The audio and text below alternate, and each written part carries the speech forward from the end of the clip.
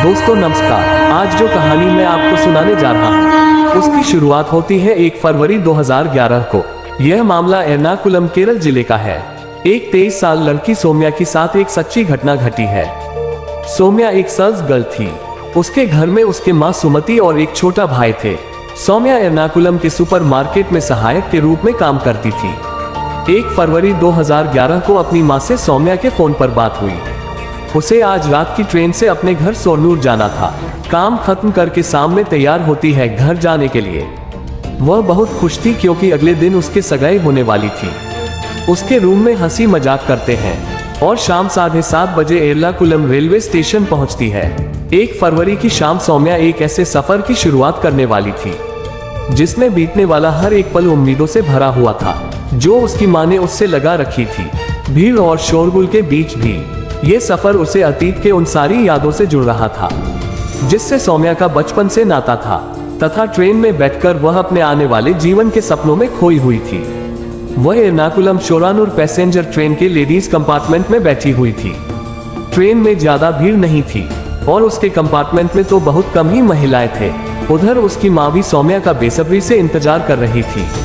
उन्होंने अपने बेटे को सौम्या को स्टेशन से पिक करने के लिए रात करीब 11:12 के दरमियान भेजा। सौम्या का भाई रेलवे स्टेशन पर आया। स्टेशन पर ट्रेन तो आ चुकी थी। मुसाफिरों की थोड़ी बहुत भीड़ भी थी, लेकिन उसे अपनी बहन सौम्या कहीं नजर नहीं आई। सोरनूर रेलवे स्टेशन पर वह अपनी बहन को ढूंढ रहा था।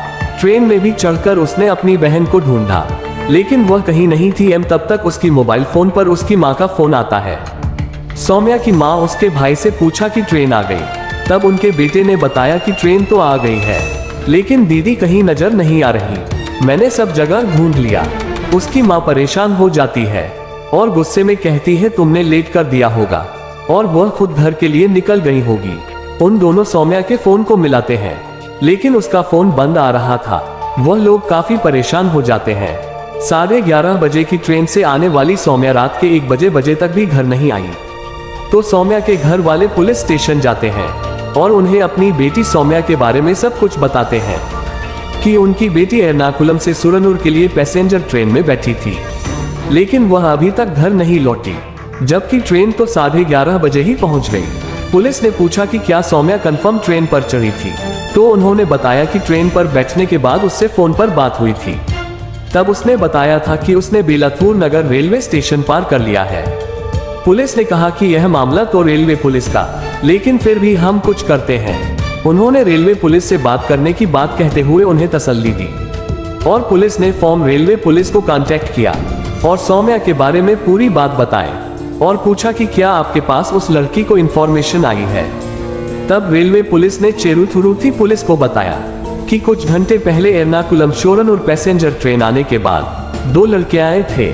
उन्होंने बताया कि हम लोग लेडीज कंपार्टमेंट के आगे वाले डब्बे में थे। बेलाथूर नगर रेलवे स्टेशन क्रॉस होने के करीब 10 मिनट बाद हमने एक लड़की को लेडीज कंपार्टमेंट में से जाम करते हुए देखा था। रेलवे पुलिस ने कहा कि हमें उन 2 लड़कों के बातों से ऐसा लग रहा था कि लेडीज कंपार्टमेंट खाली होगा। वैसे भी बेलाथूर स्टेशन आते आते ट्रेन लगभग खाली हो ही जाती है। हमें ऐसा लग रहा है कि जैसे लड़की ने सुसाइड किया, लेकिन हमें अभी तक लड़की की बॉडी की कोई इंफॉर्मेशन नहीं मिली है और हमारी टीम उसे रेलवे ट्रैक पर सर्च करने की कोशिश कर रही है। रेलवे पुलिस के साथ चेरुथुरु पुलिस भी सौम्या को ढूंढने की कोशिश कर रहे थे, और फिर रेलवे ट्रैक के कुछ दूरी पर उन्हें सौम्या बेहद गंभीर हालत में मिली। उसके जिस्म पर खून ही खून था। उसे फौरन त्रिशूर के सरकारी मेडिकल कॉलेज में इलाज के लिए ले जाया गया। पुलिस हैरान थी। मैं सुसाइड के लिए कूदी थी, तो हमें वह रेलवे ट्रैक पर मिलनी चाहिए थी, लेकिन वह उन्हें ट्रैक के काफी दूर जंगलों में मिली थी, और जब वह मिली थी तो उसके शरीर पर एक भी कपड़ा नहीं था। पुलिस यह अनुमान लगा रहे थे कि उसे रेलवे ट्रैक से घसीट कर जंगल में ले जाया गया होगा और उसके साथ कुछ गलत जरूर किया गया होगा। पुलिस इस बात से बेहद सॉफ्ट थी कि जब एक लड़की इतनी घायल थी, इतनी बुरी अवस्था में थी, तब उसके साथ दरिंदगी की गई। कौन होगा वह हैवान जिसने इतनी हैवानियत की होगी।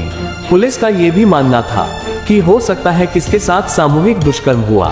सौम्या के बारे में उसके घर वालों को भी जानकारी दी जाती है। वह लोग फौरन हॉस्पिटल पहुंचते हैं और अपनी बेटी को इस हालत में देखकर उनके पैरों तले से जमीन खिसक जाती है। कहां आज उसकी सगाई होने वाली थी और कहां आज उस जिंदगी और मौत से लड़ रही थी। 1 फरवरी 2011 की रात सौम्या के लिए जितनी भयानक थी, उतना ही दिल दहला देने वाला उसके साथ अपराध हुआ था।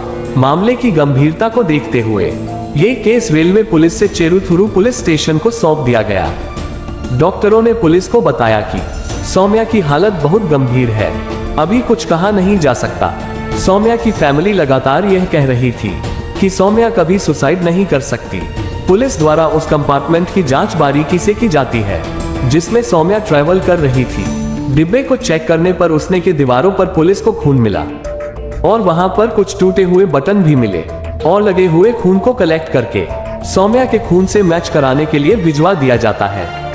उस जगह के भी बारीकी से छानबीन की जाती है जहां पर पुलिस को सौम्या मिली थी। वहां पर पुलिस को घसीटे जाने के निशान मिले जो रेलवे ट्रैक से वहां तक थे और काफी खून भी मिला। रेलवे ट्रैक पर एक खून से सना हुआ पत्थर भी मिला जिससे पुलिस ने अंदाजा लगाया हो सकता है इसी पत्थर पर सौम्या ट्रेन से डायरेक्ट गिरी होगी। बाद में उसे रेलवे ट्रैक से जंगल की ओर घसीट कर ले जाया गया होगा और उसके साथ दरिंदगी की गई होगी। मिली सभी सबूतों से पुलिस को यही लग रहा था कि सौम्या के साथ दुष्कर्म तब हुआ जब सौम्या जख्मी थी। ट्रेन के डिब्बे में खून के धब्बे से पता चल रहा था कि सौम्या के साथ ट्रेन में कुछ हुआ था और उसने सुसाइड अटेम्प्ट नहीं किया था।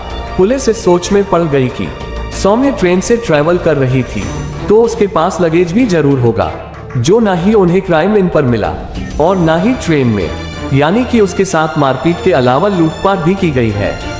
पुलिस को सौम्या के पास बैग कुछ नहीं मिला। अब सौम्या के साथ ट्रेन में क्या हुआ ये सब बताने के लिए सौम्या तो उस कंडीशन में नहीं थी कि उससे पूछताछ की जा सके। अब सौम्या जहां गंभीर हालत में मिली थी वहां के इलाकों में जाकर पूछताछ की जाती है और वहां के सभी छोटे मोटे चोर उचक्के को उठाकर उनसे पूछताछ करने की शुरुआत की जाती है। और जो 2 लड़कों ने रेलवे पुलिस को सौम्या की ट्रेन से कूदने की बात बताई थी उन्हें भी पुलिस द्वारा थाने में बुलाकर पूछताछ की जाती है। मीडिया, अखबारों, सोशल मीडिया पर भी यह खबर अब दिखाई जाने लगी थी। उधर सौम्या मौत और जिंदगी के बीच झूल रही थी। उन 2 लड़कों ने बताया कि उस रात हमें पहले लेडीज कंपार्टमेंट से किसी लड़की की चीख सुनाई दे रही थी।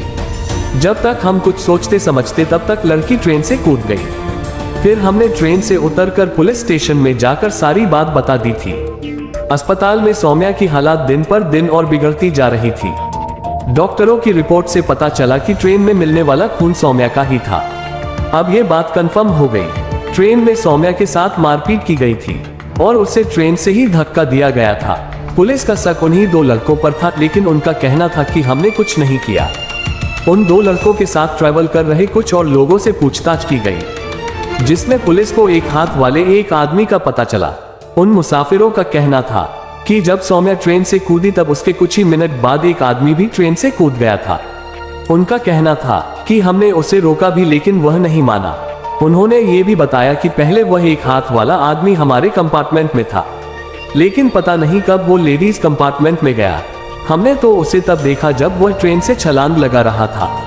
पुलिस ने उन लोगों की मदद से उस आदमी का स्केच बनवाया और उसकी तलाश जारी कर दी।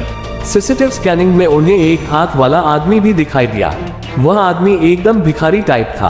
पुलिस ने उन सभी लोगों को आड़े हाथों लिया जिन लोगों ने अपने कंपार्टमेंट में से सौम्या की चीखें सुनी थी कि जब उन लोगों ने लड़की की चीखने चिल्लाने की आवाज सुनी फिर भी उन लोगों ने उसकी मदद करने की कोशिश क्यों नहीं की। लेकिन उनका कहना था कि हम कुछ करते उससे पहले सौम्या ट्रेन से कूद चुकी थी। ट्रेन के लेडीज कंपार्टमेंट में सौम्या की आवाज सुनने वाले और सौम्या को ट्रेन से गिरते हुए देखने वाले और उस कटे हाथ वाले आदमी को भी पुलिस के शक के दायरे में थे। डॉक्टरों का कहना था कि सौम्या के बॉडी पर से जो DNA सैंपल मिला एक ही आदमी का था, यानी कि उसका यौन शोषण करने वाला एक ही आदमी का कहना था कि सौम्या की कंडीशन में कोई भी इम्प्रूवमेंट नहीं हो रहा है, लेकिन फिर भी वह अपनी पूरी कोशिश कर रहे हैं। अब सिर्फ सौम्या है पुलिस को बता सकती थी कि उसके साथ उस रात क्या हुआ था और उसके साथ क्या हुआ था। इसी दौरान 6 फरवरी 2011 को त्रिशूर के मेडिकल हॉस्पिटल में इलाज के दौरान सौम्या हमेशा के लिए खामोश हो गई। बताने से पहले ही कि किसने उसके साथ दरिंदगी हरकत किया थी और बताने से पहले उसकी मौत हो गई। सौम्या की मां सुमति का कहना था कि मेरी बेटी को दर्द से छुटकारा तो मिल गया, लेकिन इंसाफ तो तभी मिलेगा जब उसके कातिलों को सजा मिलेगी। उस कटे हुए हाथ वाले आदमी की तलाश पुलिस जोरों शोर पर थी और इस सिलसिले में पुलिस को कामयाबी मिली और रेलवे स्टेशन से उस कटे हुए हाथ वाले आदमी को पकड़ लिया गया। जब उसे थाने ले आया गया तो वह पुलिस के सामने खूब शरीफ बनने की कोशिश कर रहा था।